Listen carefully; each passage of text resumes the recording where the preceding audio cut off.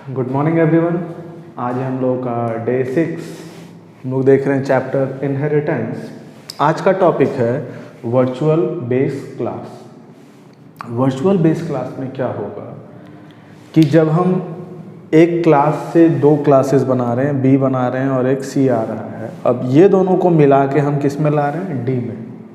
तो डी के पास ए का भी मेंबर जो आएगा वो दो कॉपी में आ जा रहा है। जैसे इसको ऐसे समझिए, ए से इनहेरिट तो यहाँ पे ए है और बी है, और यहाँ पे क्या क्या आ गया है, ए है और सी है। अब यहाँ पे हम फिर से ला रहे हैं बी और सी को, तो यहाँ पे बी और सी तो आया ही है। ए का देखिए कि मल्टीपल कॉपीज आ रहा है, मल्टीपल कॉपीज आ रहा है। तो मल्टीपल कॉपीज आने से क्या दिक्कत होगा कि यहाँ पे जब हम भेजेंगे वैल्यू तो ये कंफ्यूज हो जाएगा कंपाइलर कि हम किस वाले ए में भेज रहे हैं। तो आइए देखते हैं इसको एक प्रोग्राम के थ्रू कैसे ये होगा।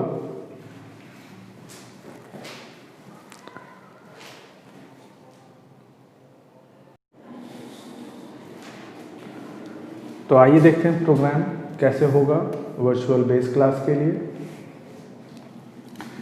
हेडर फाइल तो रहेगा ही हम लोगों का। चलिए एक क्लास बनाते हैं, मान लीजिए उसका नाम यूज़ कर रहे हैं बेस।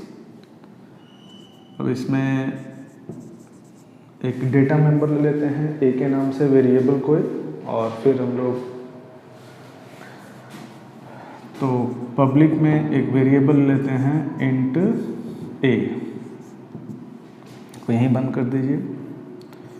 एक दूसरा क्लास लेते हैं D1, जिसको इनहेरिट कीजिए आप किससे, बेस से।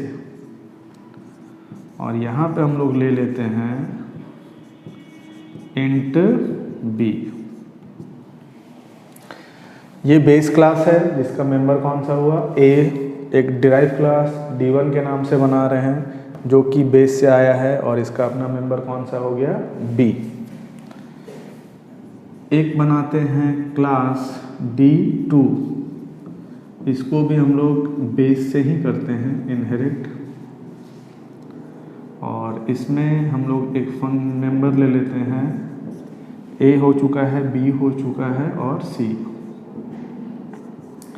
अब एक क्लास बनाइए D3 के नाम से, जिसको इनहेरिट कीजिए पब्लिक D1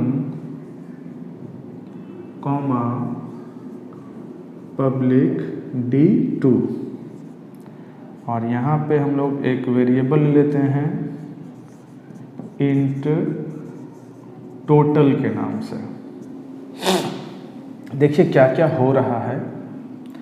शुरू में ही बताए थे कि यहाँ पे हम एक ए है, इसका नाम क्या यूज़ कर रहे हैं हम लोग, बेस। इसको इनहेरिट करके हम लोग कौन सा बनाए हैं, एक बी। मतलब इसके पास एक कॉपी ए का भी आया हुआ है। हम लोग ए को, बेस को ही यूज़ करके एक और बनाए हैं। तो यहाँ पे कौन कौन सा आ गया है, ए और सी। अब जो देखिए ये है मेरा D1 और ये है मेरा D2। एक हम और बना रहे हैं जिसका नाम क्या यूज़ कर रहे हैं, D3, जो कि D1 और D2 से लाया गया है। तो यहाँ पे देखिएगा कौन कौन सा है, इसका अपना कौन सा है, टोटल। और ऊपर से कौन कौन सा आ रहा है, यहाँ से आ गया है ए और बी, और यहाँ से आ गया है ए और सी। तो यहाँ पे दिक्कत क्या हो रहा है कि ए का दो कॉपी आ रहा है, ए का दो कॉपी आ रहा है। एक ए आ रहा है D1 से और एक ए आ रहा है D2 से। अब इसके कारण हम लोग जब मेन से वैल्यू भेजेंगे तो वो एरर देगा। तो देखते हैं कैसे देगा वो एरर। इधर ही लिख देते हैं, स्टार्ट करते हैं हम लोग void main। चलिए हम लोग D3 का एक ऑब्जेक्ट बनाते हैं। चलिए अब लिखते हैं वैल्यू ob.a में मान लीजिए डाल रहे हैं हम लोग 5, ob.b में डाल रहे हैं 10 और ob.c में डाल रहे हैं 15। ob.a, ob.b और ob.c। ob नाम का हम एक ऑब्जेक्ट क्रिएट किए हुए हैं ob.a में, b में और c में।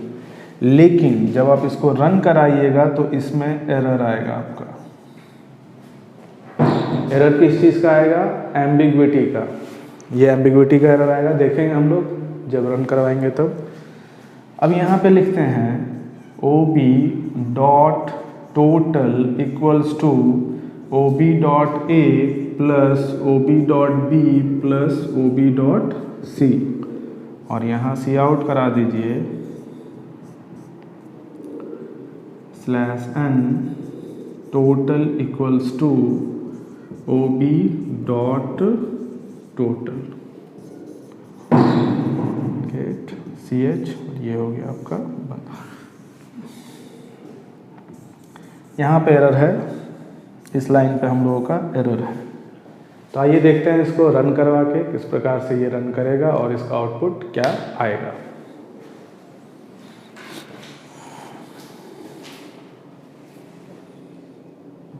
तो आइए देखते हैं वर्चुअल बेस क्लास कैसे होगा।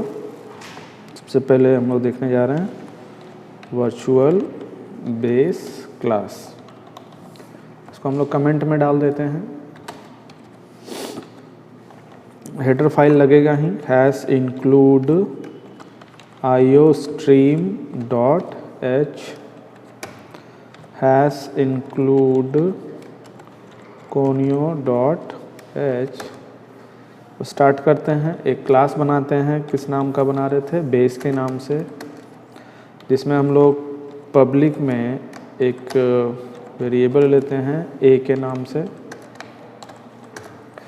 एक दूसरा क्लास बनाते हैं d1 के नाम से, जिसको हम लोग इनहेरिट करते हैं। तो इनहेरिट करने के लिए क्या यूज़ करेंगे हम लोग? पब्लिक, और यहाँ क्या लगाएंगे? बेस। इसका जो मेंबर है वो हम लोग रखते हैं एक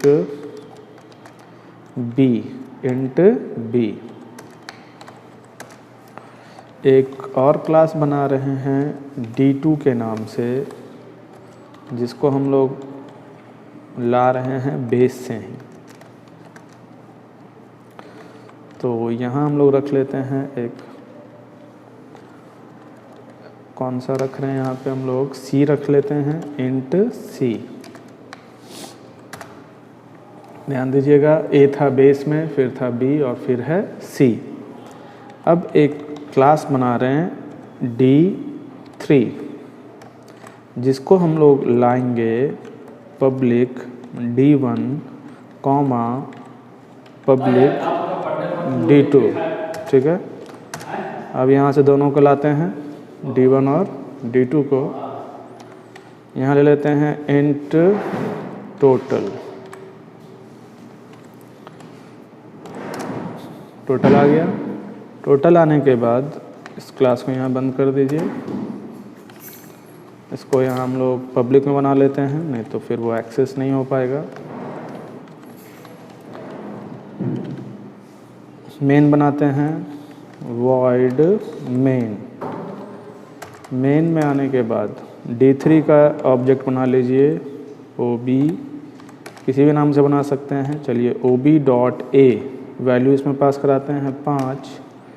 OB डॉट B, इसमें वैल्यू पास कराते हैं 10। और OB डॉट C, कुछ भी वैल्यू भेज देते हैं। चलिए 15 भेज दिए। और यहाँ यूज़ कर रहे हैं OB dot total equals to OB dot A plus OB dot B plus OB dot C,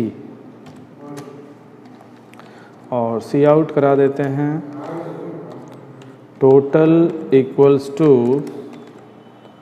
OB dot total. ये हो गया। और यहाँ लगा लेते हैं हम लोग गेट CH, और ये बंद हो गया। चलिए रन कराते हैं। बोले थे यहाँ पे एरर आएगा, किस चीज़ का एरर है? ये एम्बिग्विटी का, एम्बिग्विटी का ये एरर है। इसको ठीक करने के लिए क्या हम लोग यूज़ कर सकते हैं? तो इसको ठीक करने के लिए हम लोग स्कोप रिजोल्यूशन ऑपरेटर का यूज़ करेंगे। ठीक है, स्कोप रिजोल्यूशन ऑपरेटर मतलब यहाँ बता देंगे हम लोग कि ये जो आ रहा है वो d1 का आ रहा है या d2 का आ रहा है। तो OB डॉट d1, अब ठीक हो गया। देख लीजिए अब आउटपुट क्या आएगा, देख लेते हैं आउटपुट क्या आएगा। आ गया, 30, ये हम लोगों का आउटपुट है। तो क्या हो रहा था कि जब मल्टीपल बेस क्लासेस से हम लोग इनहेरिट कर रहे थे तो यहाँ पे कंपाइलर पता नहीं चल पा रहा था, क्योंकि ए का 2 कॉपी आ जा रहा था। एक आ रहा था आपका D1 से, एक आ जा रहा था D2 से, तो इसलिए वो यहाँ पे एम्बिग्विटी का एरर दे रहा था। तो उसी चीज़ को दूर करने के लिए हम लोग यहाँ क्या यूज़ कर रहे हैं, D1 स्कोप रिजोल्यूशन और ऐसे, ठीक है। तो आइए देखते हैं नेस्टिंग ऑफ क्लासेस। नेस्टिंग मतलब क्या हो रहा है। देखिए पहले हम लोग क्या देखे, इनहेरिटेंस देखे कि एक क्लास बना हुआ था और इसको यूज़ करके एक हम दूसरा क्लास बना रहे हैं। नेस्टिंग का मतलब क्या हुआ, एक क्लास के अंदर में दूसरा क्लास का जो मेंबर होगा वो एज अ ऑब्जेक्ट यूज़ हो रहा है। जैसे यहाँ समझिए, एक हम क्लास बनाए हुए हैं जिसका नाम क्या दिए हुए हैं, x, एक दूसरा क्लास है जिसका नाम क्या यूज़ किए हुए हैं, y। अब यहाँ पे देखिए कि x का ऑब्जेक्ट ये होल्ड कर रहा है और y का ये ऑब्जेक्ट होल्ड कर रहा है, कौन, क्लास z। ध्यान रखिए, दिस इज़ नॉट इनहेरिटेंस, ये इनहेरिटेंस नहीं है, ये नेस्टिंग ऑफ क्लासेस, या इसको हम लोग कंटेनरशिप कहते हैं या कंटेनमेंट कहते हैं। ये क्या कहता है, one class may have another class defined within is known as a nested class. तो नेस्टेड क्लास को हम लोग जब एक्सेस करेंगे या मेंबर्स को किस प्रकार से बुलाते हैं वो देखते हैं। तो आइए देखते हैं the relationship between classes.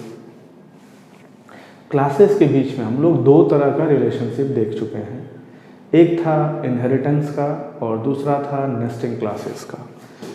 2 types of relationship exist between classes. जैसे 2 क्लासेस है, 3 क्लासेस है, तो उसके बीच में किस प्रकार का रिलेशनशिप है।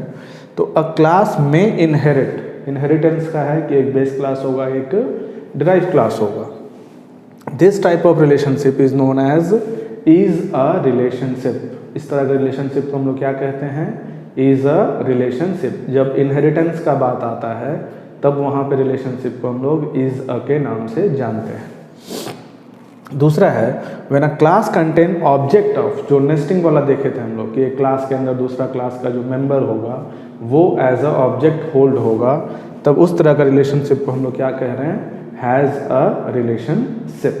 तो ये चैप्टर हम लोग ख़त्म होता है। नेक्स्ट क्लासेस में हम लोग इससे जो एग्ज़ाम्स में क्वेश्चन आते हैं